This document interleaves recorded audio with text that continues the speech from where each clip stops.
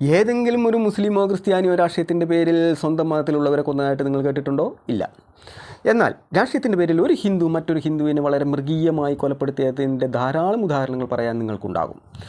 ക്ഷേത്രങ്ങളും ഹൈന്ദവ സംസ്കാരവും സംരക്ഷിക്കണമെന്ന് ഏതെങ്കിലും ഒരു ഹിന്ദു പറഞ്ഞു പോയാൽ ഉടനെ അവനെ സമൂഹത്തിൽ ഭിന്നതയുണ്ടാക്കുന്ന വൃത്തികെട്ട വർഗീയവാദി എന്നൊക്കെ പറഞ്ഞ് അവൻ്റെ തലയിൽ ഒരു ചാണകസംഖ്യപ്പട്ടമൊക്കെ നിർബന്ധിച്ച് അടിച്ചേൽപ്പിച്ച് അവനെ സമൂഹത്തിൽ നിന്ന് ഒറ്റപ്പെടുത്താൻ ശ്രമിക്കും മറ്റൊരു വൃത്തികെട്ട ഹിന്ദു.